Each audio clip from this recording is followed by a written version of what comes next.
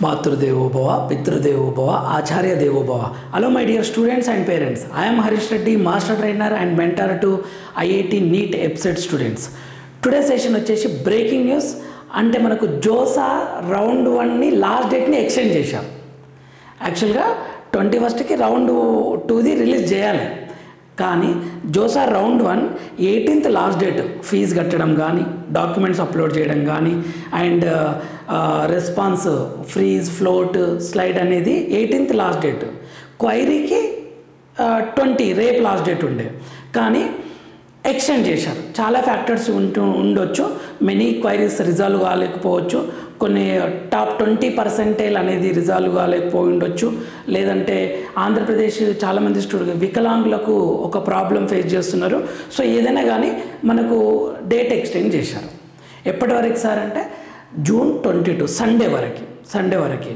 ఈ సండే వరకు మీరు ఫీజు కట్టుకోవచ్చు, డాక్యుమెంట్స్ అప్లోడ్ చేసుకోవచ్చు, నెక్స్ట్ ఫ్లోట్ స్లైడ్ తర్వాత ఫ్రీజ్ అనే ఆప్షన్స్ కూడా సెలెక్ట్ చేసుకోవచ్చు. ఓకే, దాని గురించి మీకు చూపించబోతున్నాం. యాక్చువల్గా మనకి ఎప్పుడు రౌండ్ 1 లాస్ట్ డేట్ ఎప్పుడు ఉండే, క్వైరీకి లాస్ట్ డేట్, క్వైరీస్కి 18th వరకల్లా మొత్తం అప్లోడ్ అవన్నీ అయిపోయినాయి. క్వైరీస్ ఏమైనా ఉంటే లాస్ట్ డేట్ ఎప్పుడు ఉండే, ఫ్రైడే June 20 ఉన్నది.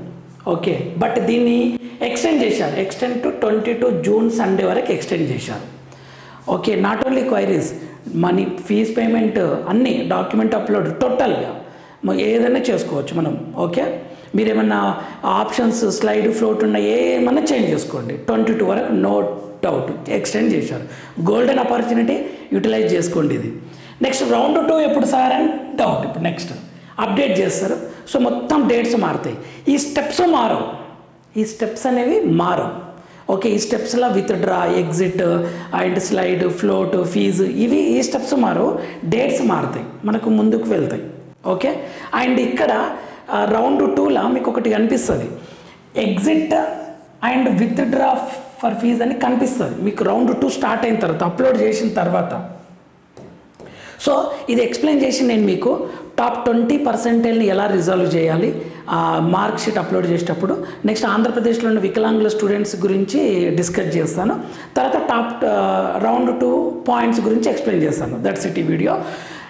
అయితే రౌండ్ 2లో మీకు ఎగ్జిట్ విత్డ్రాకి ఒక డేట్ ఇస్తాడు. అసలు ఏం సార్ ఇది ఎగ్జిట్ విత్డ్రా? మాకు ఫ్లోట్ స్లైడ్ ఫ్రీజే తెలుసు, ఈ ఎగ్జిట్ విత్డ్రా ఏంటి అంటే, మీరు జోసా నుండి బయటికి వెళ్ళిపోదాం అనుకుంటున్నారు. సార్ నేను అబ్రాడ్ వెళ్దాం అనుకుంటున్నా, బీటెక్ అక్కడ చేద్దామని అనుకుంటున్నా, లేదంటే నేను వేరే డీమ్డ్ యూనివర్సిటీ మాట్లాడుకున్నాను అని ఏదైనా కాలేజ్ వెళ్దాము అనుకుంటున్నా, నేను వెళ్ళిపోవాలనుకుంటున్నా అంటే ఎగ్జిట్ చేయొచ్చు. మీకు సీట్ రాకపోతే ఏది రౌండ్ 1లో, సార్ నాకు సీట్ వచ్చింది సార్ రౌండ్ 1లో, నేను ఫీజు కూడా పేమెంట్ చేశాను, సీట్ని నేను డౌన్లోడ్ కూడా చేసుకున్నాను అలాట్మెంట్, కానీ ఇప్పుడు వెళ్ళిపోదాం అనుకుంటున్నాను సార్ నేను, నా ఫీజు నాకు ఎలా వస్తుంది అంటే, అప్పుడు మీరు విత్డ్రా మీద క్లిక్ చేసుకోవాలి.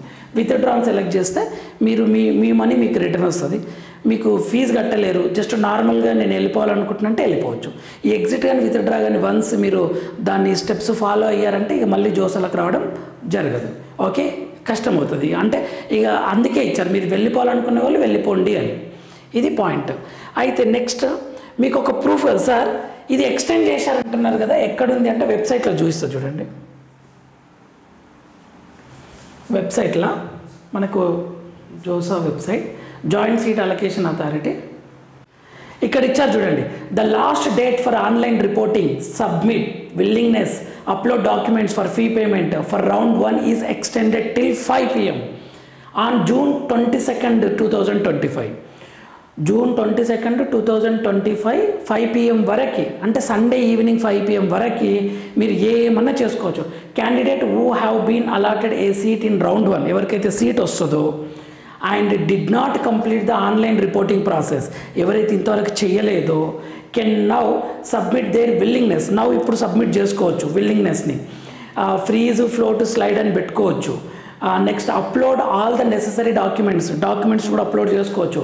And pay the seat acceptance fee till the above mention deadline. So Sunday evening వరకు మీరు ఏమైనా చేసుకోవచ్చు అని చెప్తున్నాడు క్లియర్గా. ఇది అఫీషియల్గా వచ్చిన ఇన్ఫర్మేషన్. సో నేను మీకు నెక్స్ట్, సార్ మేము అప్లోడ్ చేస్తున్నాము, టాప్ 20% గురించి చెప్పండి, ఎలా రిజాల్వ్ చేయాలి అనేది. అది చెప్తా. డాక్యుమెంట్స్ అప్లోడ్ చాలా కేర్ఫుల్గా ఉండాలి. ఓకే, క్వైరీస్ రేజ్ అవుతాయి, జాగ్రత్తగా దాని మీద ఏం మార్క్ చేయొద్దు. మీరు ఏ సర్టిఫికేట్ అప్లోడ్ చేసినా 10th class, inter mark sheet, medical certificate, caste certificate అన్నీ జాగ్రత్తగా అప్లోడ్ చేయండి. Fee payment must. ఫ్రీజ్ అంటే తెలుసు కదా, ఫ్రీజ్ అంటే మీకు వచ్చిన కాలేజ్ని ఓకే చేసుకుని నేను ఇదే కాలేజ్లో చదవాలనుకుంటున్నాను అంటే ఫ్రీజ్ చేసుకోండి. అంటే ఇక మీరు సీట్ తీసుకొని కౌన్సిలింగ్ నుంచి బయటికి వెళ్ళిపోండి, ఆ సీట్ మీది. ఏ కాలేజ్ వస్తే అది ఫ్రీజ్. లేదు సార్ నాకు బెటర్ కాలేజ్ కోసం నేను చూసా సార్, బెటర్ కాలేజ్ కోసము అనుకుంటే ఫ్లోట్ పెట్టండి, నెక్స్ట్ బెటర్ కాలేజ్ వస్తుంది. లేదు సార్ నాకు ఉన్న కాలేజీలోనే, నాకు వచ్చిన కాలేజీలోనే మెకానికల్ వచ్చింది కానీ నేను సిఎస్సి కూడా అప్లై చేశాను అదే కాలేజ్లో, నాకు సిఎస్సి కోసం కావాలి సార్, ఎన్ఐటి వరంగల్ సిఎస్సి కావాలి, నాకు మెకానికల్ వచ్చింది అంటే మీరు స్లైడ్ సెలెక్ట్ చేసుకోండి. దీని గురించి ఆల్రెడీ వీడియో చేశాను, ఒక్కసారి చూడండి, క్లియర్గా అర్థమవుతుంది. టాప్ 20% యాక్చువల్గా 12th మార్క్ షీట్ని అప్లోడ్ చేస్తున్నారు. చేస్తుంటే క్వైరీ వస్తుంది ఏమని, 12th మార్క్ షీట్తో పాటు టాప్ 20%ని కూడా సర్టిఫికేట్ని కూడా అప్లోడ్ చేయండి అని. అది ఎవరిని అడగమంటున్నారు, బోర్డు, ఇంటర్మీడియట్ బోర్డుని అడగమంటున్నారు. సో మేము ఏం చేసిన ఇంటర్మీడియట్ బోర్డుకి అడిగాము, సార్ ఇలా అడుగుతున్నారు అంటే మేము వాళ్ళు ఏం చెప్పారు అంటే జోసాకి రా మెటీరియల్ మొత్తం పంపించాము, రా ఇన్ఫర్మేషన్ అంటే ప్రతి స్టూడెంట్ ఇన్ఫర్మేషన్ పంపించాము, వాళ్ళు ఇంకా మాకు రిప్లై ఇవ్వలేదు. అది 20% అనేది 5 సబ్జెక్ట్స్కి చేస్తారు, ఆ క్యాలిక్యులేషన్ ఏంటో మాకు తెలియదు, వాళ్ళే పంపాలి అని అన్నారు. ఇక్కడ టెన్షన్ స్టార్ట్ అయింది, ఎందుకంటే ఈ ఎగ్జామ్ ఇది దగ్గరకు వస్తుంది కదా అప్లోడ్కి లాస్ట్ డేట్. అప్పుడు ఏం చేశారు అంటే రౌండ్ 2లో కూడా ఈ ప్రాబ్లం ఫేస్ చేయొచ్చు, అది చూసుకోండి ఒకసారి. ఏం చేశారంటే మార్క్స్ మెమోని, షార్ట్ మెమోని తీసుకున్నారు.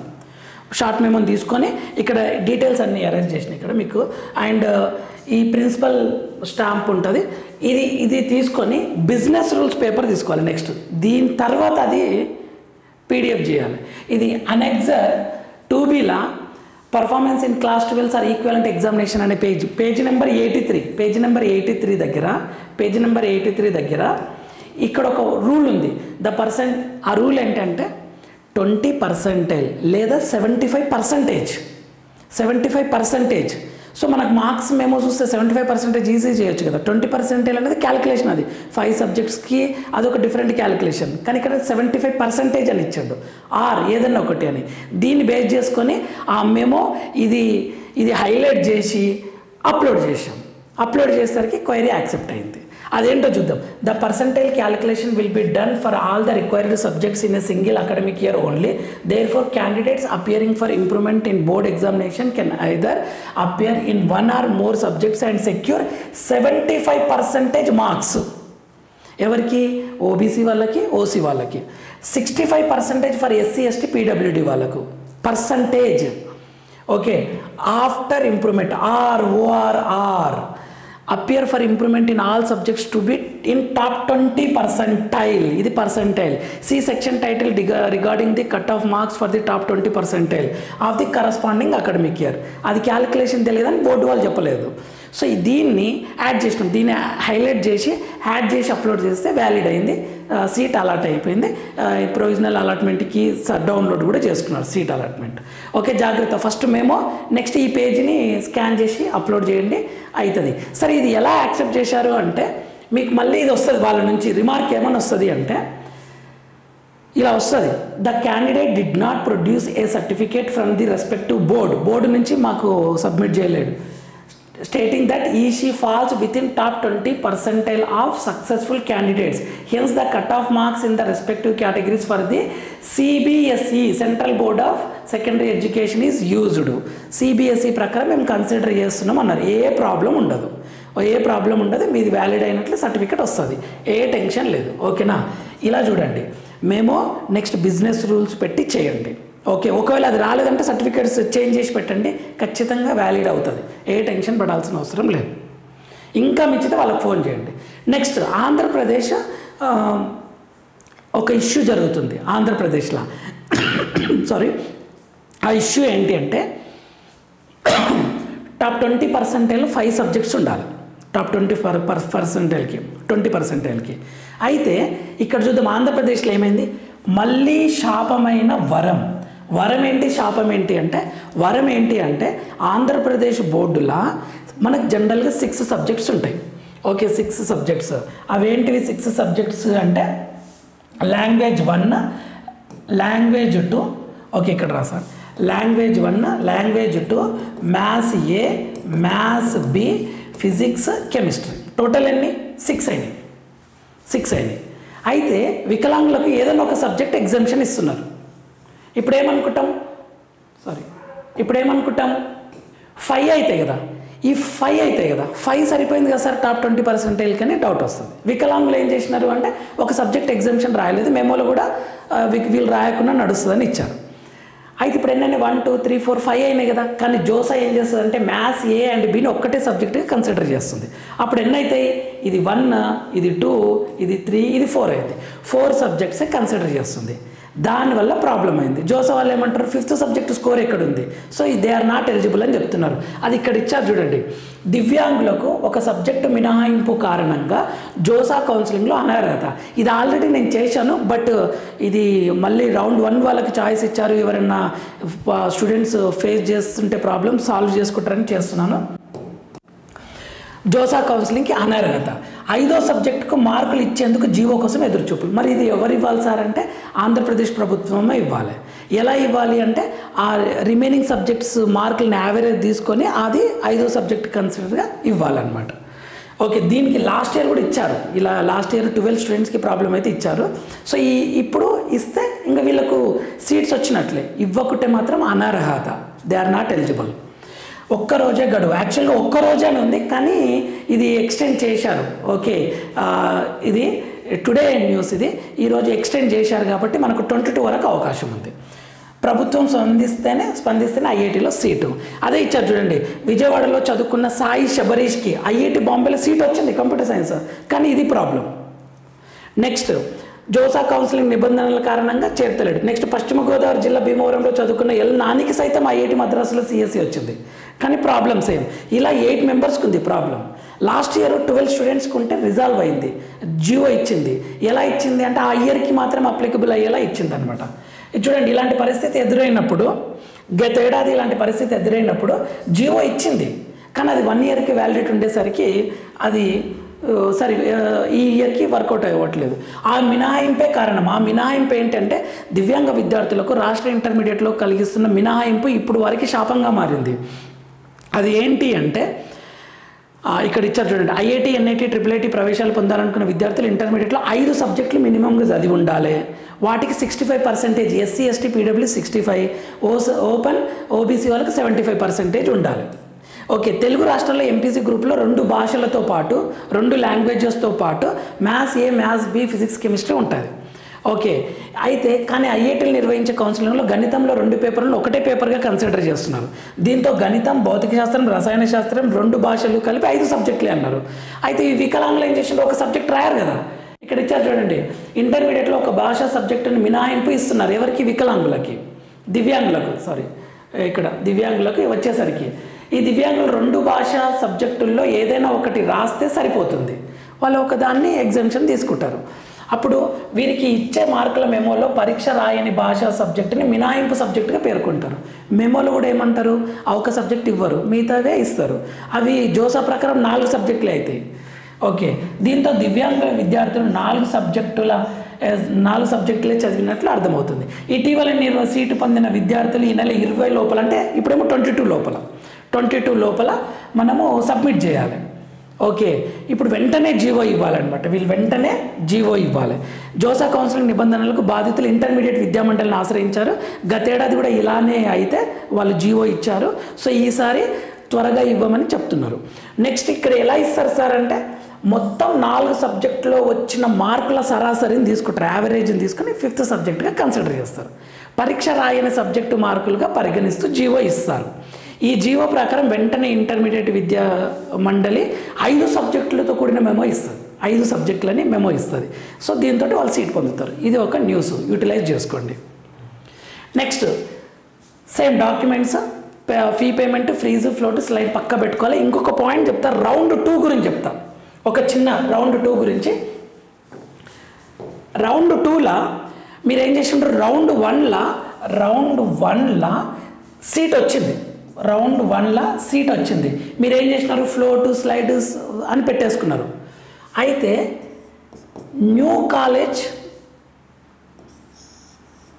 ఒక్క నిమిషం, ఇది ఇక్కడ రౌండ్ 2లా సీట్ వస్తేనేమో ఇక్కడ సైడు, రౌండ్ 1లో కొద్దిమందికి రాలేదు, అసలు రౌండ్ 1లో రాలేదు అనుకుందాం, 22 తర్వాత రాలేదు. రౌండ్ 2లా న్యూ వచ్చింది, కొత్త సీట్ రౌండ్ 2లోనే వచ్చింది ఫస్ట్ టైం. అప్పుడు వీళ్ళు ఏం చేయాలి? ఇప్పుడు రౌండ్ 1లో సీట్ రాని వాళ్ళు సైలెంట్గా రౌండ్ 2 కోసం చూస్తున్నారు. వీళ్ళు ఏం చేయాలి? రెస్పాన్స్ ఫ్రీజ్, ఫ్లోట్, స్లైడ్ అని డాక్యుమెంట్స్ తర్వాత ఫీ పేమెంట్ చేయాలి. ఫ్రీజ్ అంటే ఏంది? వచ్చిన కాలేజీని యాక్సెప్ట్ చేయడం. ఓకే, ఫ్లోట్ అంటే ఏంది? కొత్త వేరే బెటర్ కాలేజ్ కోసం ఫ్లోట్ని సెలెక్ట్ చేసుకుంటే బెటర్ కాలేజ్ కోసం పాసిబిలిటీ ఉంటుంది. స్లైడ్ అంటే ఏంటి అంటే అదే కాలేజీలో వేరే బ్రాంచ్ కోసం. ఇది కొత్తగా జాయిన్ అయిన వాళ్ళకి. ఇప్పుడు రౌండ్ 1 చేసేది రౌండ్ 1 వాళ్ళు చేస్తున్నారు కదా, అలా రౌండ్ 2లో చేయాలి మీరు. ఇది నెక్స్ట్ ఏంటంటే రౌండ్ 1లో అలాట్ అయింది ఆల్రెడీ, మీరు డాక్యుమెంట్స్ అయిపోయినాయి, ఫీజు పేమెంట్ చేసిండ్రు, అంతా అయిపోయింది. ఇక రౌండ్ 2, రౌండ్ 3, రౌండ్ 4 నుంచి ఫీజు పేమెంట్ చేయాల్సిన అవసరం లేదు, అండ్ డాక్యుమెంట్స్ అప్లోడ్ కూడా అవసరం లేదు. జస్ట్ మీరు ఫ్లోటో, స్లైడా, ఫ్రీజో చేసుకోవాలి అంతే. ఇప్పుడు రౌండ్ 1లో అలాట్ అయింది, బట్ మీరు ఏం చేసినారు? రౌండ్ 1లో ఫ్లోట్ అని పెట్టారు ఇలా, లేదు సార్ కొద్దిమంది స్లైడ్ అని పెట్టారు. ఓకే అయితే ఇక్కడ కూడా పెట్టారు ఫ్లోట్, స్లైడ్ అని పెడితే వీళ్ళకి కాలేజ్ రాలేదు. ఇక రౌండ్ 2లో కాలేజ్ రాలేదు, రౌండ్ 1లో ఉన్న కాలేజే ఉంది, సేమ్ కాలేజే ఉంది, ఏం చేయడానికి రాదు. ఇంకా మీరు రౌండ్ 3 కోసం వెయిట్ చేయాలి. మీరు ఫ్లోట్ పెట్టింటే రౌండ్ 3కి ఫ్లోట్గా కన్వర్ట్ అయిపోతుంది ఆటోమేటిక్గా. స్లైడ్ పెట్టింటే రౌండ్ 3కి స్లైడ్ అవుతుంది. ఇది నేను చెప్పేది రౌండ్ 2 గురించి. రౌండ్ 2 గురించి. రౌండ్ 1లో సీట్ వచ్చింది, రౌండ్ 2లో రాలేదు అంటే మీరు చూస్తూ ఉండడమే. ఇక మీరు ఫ్లోట్ పెడితే ఫ్లోట్ కంటిన్యూ అవుతుంది, స్లైడ్ పెడితే స్లైడ్ కంటిన్యూ అవుతుంది. ఓకే, నెక్స్ట్ రౌండ్ 2లో న్యూ కాలేజ్ వచ్చింది అనుకుందాం. మీరు ఫ్లోట్ పెట్టారు, రౌండ్ 1లో ఫ్లోట్ పెట్టడం వల్ల ఒక కాలేజ్ వచ్చింది. అప్పుడు న్యూ కాలేజ్ వస్తే మీరు ఫ్రీజ్ అన్నా చేసుకోండి కొత్త వచ్చిన దాన్ని రౌండ్ 2లో. లేదు సార్ నేను ఇంకా బెటర్గా చూస్తా అంటే ఫ్లోట్ పెట్టుకుంటే, ఫ్లోట్ ఉంటే ఫ్లోటే కంటిన్యూ అవుతుంది మీరు పెట్టుకోకున్నా సరే. లేదు సార్ నేను స్లైడ్ పెట్టుకుంటా సార్ వేరే బ్రాంచ్, ఇప్పుడు నాకు ఇంతకుముందుకు NIT వరంగల్ వచ్చిండే, ఇప్పుడేమో IIT మద్రాస్ వచ్చింది, మద్రాసులో మెకానికల్ వచ్చింది, కానీ నాకు మద్రాసులో కంప్యూటర్ సైన్స్ కావాలంటే స్లైడ్ పెట్టుకోండి. ఇది ప్రాసెస్. ఫ్లోట్ ఉంటే ఫ్లోట్ నుంచి స్లైడ్కి రావచ్చు, ఫ్రీజ్కి రావచ్చు అంతే. ఫ్లోట్ ఉంటే ఫ్లోట్ నుంచి ఇంకో ఫ్లోట్కి వెళ్ళొచ్చు, స్లైడ్కి రావచ్చు, ఫ్రీజ్ చేయొచ్చు. బట్ స్లైడ్ ఉందనుకోండి, ఈ స్లైడ్ ఉంటే సేమ్ కాలేజే, స్లైడ్ నుంచి ఫ్లోట్కి రావడానికి రాదు. స్లైడ్ ఉంటే బ్రాంచ్ వేరేది వస్తుంది, లేదా ఫ్రీజ్ చేసుకోవాలి. ఇప్పుడు మీరు స్లైడ్ పెట్టారు, స్లైడ్ నుంచి స్లైడే అంటే కొత్త బ్రాంచ్ కోసం అదే కాలేజీలో వేరే బ్రాంచ్ వస్తుంది, లేదంటే ఫ్రీజ్ చేసుకుంటారు. ఇది జాగ్రత్తగా చూసుకోండి. ఇది నెక్స్ట్ మళ్ళీ చెప్తున్నా, ఫ్లోట్ అనే ఆప్షన్ మీరు రౌండ్ 1లో సెలెక్ట్ చేసుకుంటే మీరు ఏం చేయలేరు అనుకోండి. ఫ్లోట్ అన్ని రౌండ్లో అదే కంటిన్యూ అవుతుంటుంది, ఆల్ రౌండ్స్లో. మీరు ఫ్లోట్ నుంచి స్లైడ్కి రావచ్చు, ఫ్రీజ్కి రావచ్చు. నెక్స్ట్ స్లైడ్ అని పెట్టుకుంటే స్లైడ్ టు స్లైడే అవుతుంది, లేదా ఫ్రీజ్ అవుతుంది. మీరు ఏం టచ్ చేయలేరు. రౌండ్ 2లో ఒక కాలేజ్ వచ్చింది, టచ్ చేయలేరు. మీరు రౌండ్ 1లో ఫ్లోట్ పెట్టింటారు కదా, రౌండ్ 2లో ఏం టచ్ చేయకుంటే ఫ్లోటే కంటిన్యూ అవుతుంది, రౌండ్ 3లో వేరే కాలేజ్ రావచ్చు, అలా అనమాట. ఓకే, నెక్స్ట్ ఫ్రీజ్ పెట్టిందంటే నో ఇష్యూ, ఫిక్స్ ఇయ్య అక్కడతోటి. అయితే ఇక్కడ కొద్దిమంది పేరెంట్స్ టెన్షన్ పడుతున్నారు, సార్ నేను ఫ్లోట్ పెట్టాను, నాకు టెన్షన్ అనిపిస్తుంది, వేరే వాళ్ళు ఎవరికి వెళ్ళదు కదా సీట్ అని అంటున్నారు.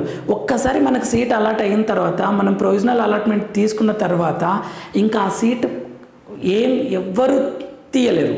మీరు వేరే ఫ్లోట్ పెట్టి వేరే కాలేజీలో సీట్ వస్తేనే ఇది పోతుంది ఉన్నది, ఓకేనా? లేదా మీరు విత్డ్రా చేసుకుంటేనే ఈ సీట్ పోతుంది. ఓకే, మీకు ఒక్కసారి సీట్ వచ్చిందంటే ఇంకా మీరు ఆ సీట్ ఎక్కడికి పోతుంది. మీరు వేరే బెస్ట్ కాలేజ్ వస్తేనే పోతుంది, లేదా వేరే బ్రాంచ్ వస్తేనే మీకున్న సీట్ పోతుంది. So don't take tension. Next ఇవి my dear students and parents నేను చెప్పాలనుకుంటున్నది. 22 వరకు ఎక్స్టెండ్ చేశారు, సో యూటిలైజ్ చేసుకోండి. ఓకే, జాగ్రత్త అప్లోడ్ చేసేటప్పుడు ఏదైనా ప్రాబ్లం వచ్చింది అంటే కామెంట్ చేయండి, ఓకేనా? నేను నా వరకు హెల్ప్ చేసేది ఖచ్చితంగా చేస్తాను. ఏ చిన్న అప్డేట్ ఉన్నా మీకు అప్లోడ్ చేయడం జరుగుతుంది. ఓకే, నెక్స్ట్ ఏ చిన్న ఇన్ఫర్మేషన్ ఉన్నా మీకు అప్లోడ్ చేయడం జరుగుతుంది. సో ఛానల్ని లైక్ చేయండి, షేర్ చేయండి, సబ్స్క్రైబ్ చేసుకోండి. నెక్స్ట్ వీడియోలో మనం మళ్ళీ కలుద్దాం. అంతవరకు మాతృదేవోభవ, పితృదేవోభవ, ఆచార్య దేవోభవ. All the very best students. ఖచ్చితంగా యూటిలైజ్ చేసుకుని 22 వరకు ఎవరైనా మిస్ అయితే మాత్రం పెట్టండి, చాలా జాగ్రత్తగా పెట్టండి. లైక్ చేయడం మాత్రం మర్చిపోకండి. Thank you for watching.